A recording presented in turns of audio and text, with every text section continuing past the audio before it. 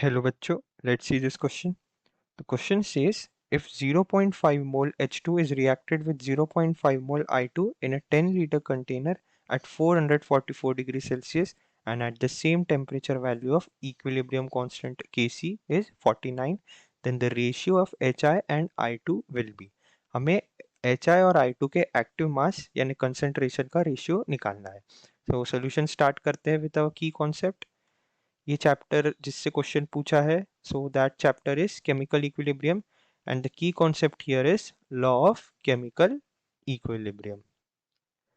Law of chemical equilibrium, तो एक law होती है जो हमें बताना है. लॉ ऑफ केमिकल इक्विलिब्रियम कहते हैं, ये बताने के लिए हमें पहले रिएक्शन जानना होगा क्या हो रहा है.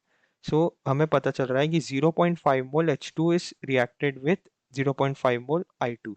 इसका मतलब H2 in gaseous form and I2 in gaseous form, this is reacting और हमें प्रोडक्ट में मिल रहा है 2 मोल्स HI, ये भी गैसियस फॉर्म. तो हमने एक होमोजीनियस इक्विलिब्रियम का इक्वेशन लिख लिया. अब हम केमिकल इक्विलिब्रियम का लॉ एक्सप्लेन कर सकते हैं. वो ये कहता है कि सारे जो प्रोडक्ट्स है उनका हम प्रोडक्ट करेंगे, मल्टीप्लिकेशन करेंगे, यानी यहाँ पे प्रोडक्ट क्या है, HI, और उनका कोइफिशिएंट उनका पावर बन जाएगा. जैसे यहाँ पे उनका कोइफिशिएंट 2 है, तो उसका पावर हो जाएगा 2. सो HI के कंसेंट्रेशन का स्क्वायर डिवाइडेड बाय रिएक्टेंट के प्रोडक्ट्स के कंसेंट्रेशन. इसका मतलब H2, सो H2 उसका कोइफिशिएंट 1 है तो पावर में 1 जाएगा, and I2. So this value is equal to a constant and that constant उसे हम नाम देते हैं Kc. हमें इतना जानना है.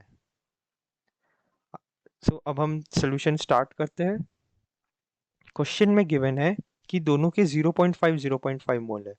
नहीं, ये 0.5 मोल है एंड ये 0.5 मोल है.